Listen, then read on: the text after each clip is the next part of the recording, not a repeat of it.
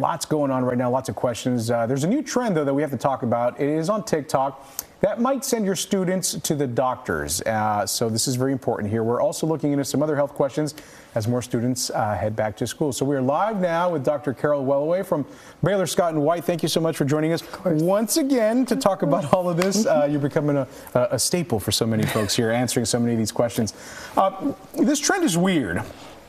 Yeah. It's strange and it's dangerous, and it involves people putting Aquaphor ointment on their eyelashes. I think that's we use this in my house for my 1-year-old for her bottom. Yes. You know, but not for eyelashes, obviously. What's the danger here? What should parents know about this? This is a weird one. Yes, and the benefit that these folks are seeing is they're thinking that it'll make the lashes longer and stronger.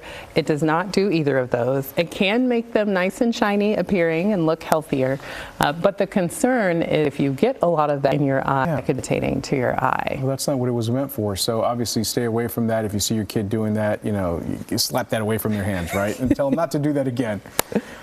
We know a lot of students riding their bicycles to school too. Yeah. Really hot out there right now. I'm sure that's just one of the many concerns. But for kids that are going back to school, getting back on the bicycle, making this a routine, what should they and their parents be thinking about right now? So first of all, if you can practice that route, definitely you want to do that. So have your kid get on the bike, you walk with them, and make it to school. Make sure they're wearing their helmet. They should be riding with traffic, and if they're riding with their buddies, they should still be single file so they're not obstructing traffic.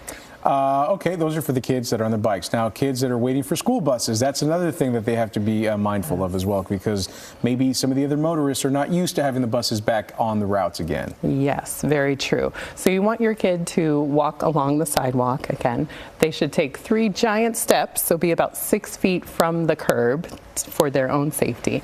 If they have to cross in front of the bus, they want to make sure that they're at least 10 feet from the bus so the bus driver can see them. Yeah, I mean, that's really important, the visibility for everyone there. This is an important one because there are a lot of kids that just got their license over the summer. And we were all there. We were all 15, 16 years old at one point, a long time ago now. But I'm speaking for myself, by the way. She was just there. So that's why we're asking you, Dr. Wellaway. That's something that also needs to be taken into consideration. These young, fresh rookie drivers, we got to be careful. It's so true. So at this point, driving and accidents are one of the leading causes of death in teens. This is very, very important. A lot of that is because they just haven't done it very long. Right. So for those who just got their license, we want to make sure that they're practicing, and even after getting the license, they need to practice. The National Safety Council has some great tips on how to have those conversations with your kids, giving them rules that can be expanded as they get a little bit better, but making sure that parents and kids are on the same page. And obviously just understanding that this is like their first crack at it. I mean, they've only been doing it for a couple of months, so clearly they're not going to have the experience that so many other drivers have, and so there's a bit of a learning curve, I'm sure, very true, associated with this. Okay, what other? It sounds like to me like it's just safety, safety, safety, safety. Yeah. Do you have any other tips, just in general, that we need to be thinking about?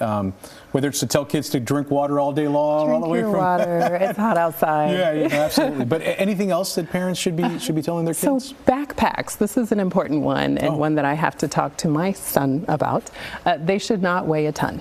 So it's really important. They should weigh no more than 5 to 10% of your child's weight. They should have both straps on so that they can evenly distribute the weight on their shoulders. And on the playground, it's really important that we're not sending, especially the little kids, out with necklaces, jackets with strings. Those can be choking hazards. Especially for smaller children, right? Exactly. Who don't really know how to deal with that kind of stuff. Correct. You're talking about the backpacks, and it reminds me of the days I was in elementary school. You'd have 10 books all stuffed into your backpack all at once, and you'd walk with it, hunched over. I guess that's what you're trying to avoid. Exactly. You'd think everything would be on a tablet by now, right? We're getting there. We're getting there. Dr. Wellaway, thank you so much for coming by and chatting with us and saying hello. We appreciate it. Thank you. Appreciate it.